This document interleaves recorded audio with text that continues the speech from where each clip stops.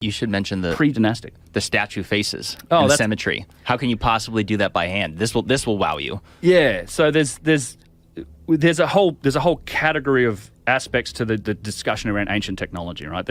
And I have to be kind of careful about what you say, oh, it is or it isn't, because in reality, we really haven't analyzed that many artifacts. This vase work that we've done, first one we've actually taken a look at, that core, that's the first one and the only one that's really been analyzed.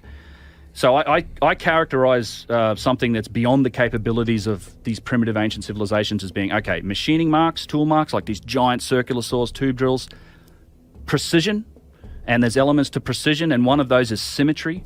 And there's been some interesting studies done on the faces of giant statues. One in particular is the face of Ramses. There's a statue at Luxor. They've since put the head back up. It's up now 30 feet in the air on top of the statue, but it used to be on the ground.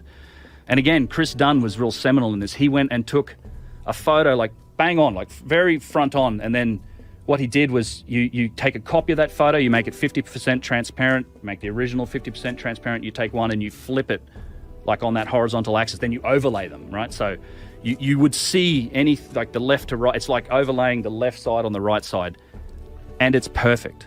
It's this face here, but I wonder if you can find the picture of Chris Dunn. That's actually there's your video right there. Videos there as well, where I get into it. Website, but it's not that picture you're asking for. No, it's similar, but it shows other aspects of, well, the same radius of tool being used to cut. But what's interesting about the symmetry, it's perfectly symmetrical, left to right. Now, this isn't a feature in humans. No human is perfectly symmetrical, different nostrils, different eyeballs.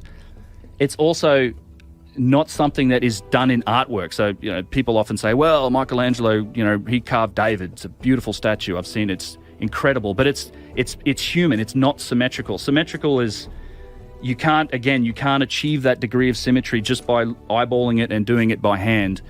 And it's also something that's not really human. I think some of these statues almost look a bit inhuman because of that symmetry when they're up there and they're staring at you, because it's mind-blowing to actually go and look at them.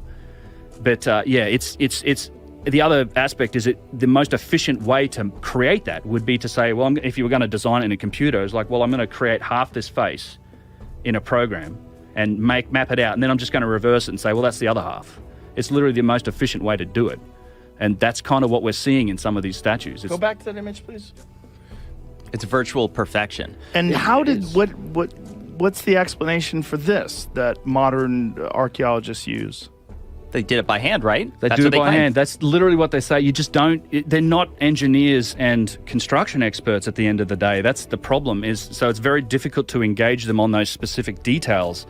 And I've taken many engineers, master stonemasons, stone carvers, construction guys, and a lot of them see it immediately. People that understand what it takes to both work in this material and to work at the scale that some of this stuff is worked in. They see it immediately, and they just dismiss the idea that this was done with literally pounding stones and, copper chisels. It's a funny thing.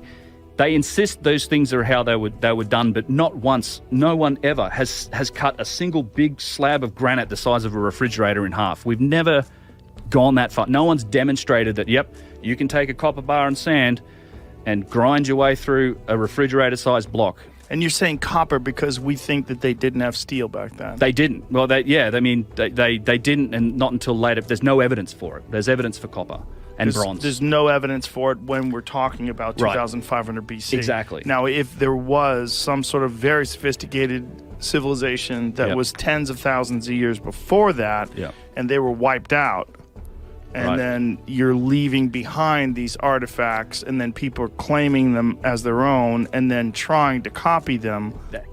Imitation was a huge part of it, and we even see that. You go to the Egyptian Museum, and there's these beautiful igneous stone vases made of granite, and right next to them, in the same display, because they're found in the same place, there's a rough pottery vase that's not even turned, just put together by hand, and they've painted it with dots to make it look like granite, and it's shaped the same way as the granite vase. That's pure imitation. Like this here. I love this. This is one of my favorite examples. And this is like either first dynasty or pre-dynastic. But yeah, you have a hard igneous stone vessel made with perfection, and right next to what's clearly an imitation of it made from pottery, and they've even dotted it up to make it look like granite.